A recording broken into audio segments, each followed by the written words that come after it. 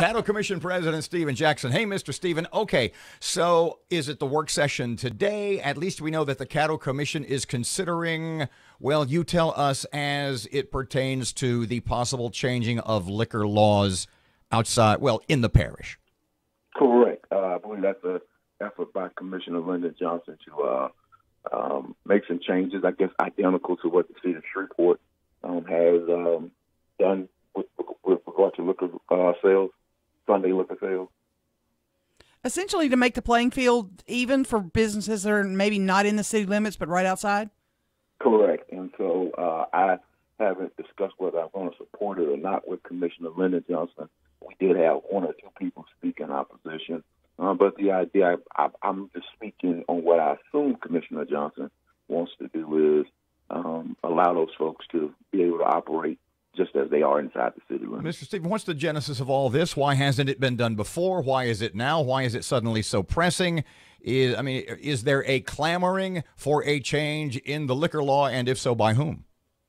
Well, I can't speak for Commissioner Lyndon Johnson, who actually has authorized or who actually is authoring this legislation.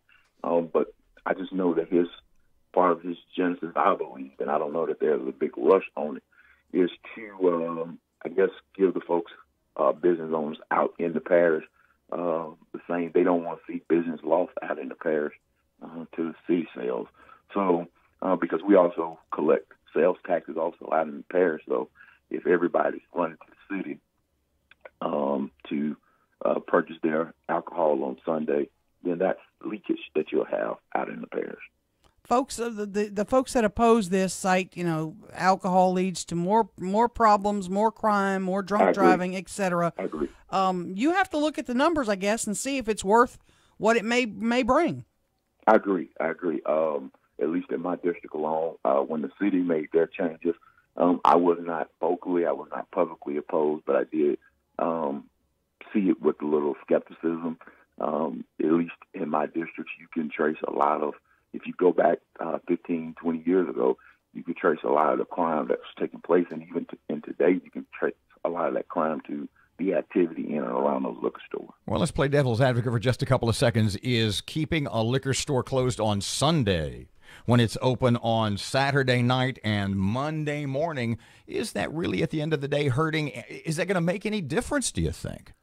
Well, I think my position is the liquor stores in general, Monday through Sunday or Monday through Saturday, or however long they were open, is a problem, because what you find is a lot of folks tend to hang out, order around them, and we know that our law enforcement agencies are stretched thin now, so they're not able to just kind of patrol those areas specifically.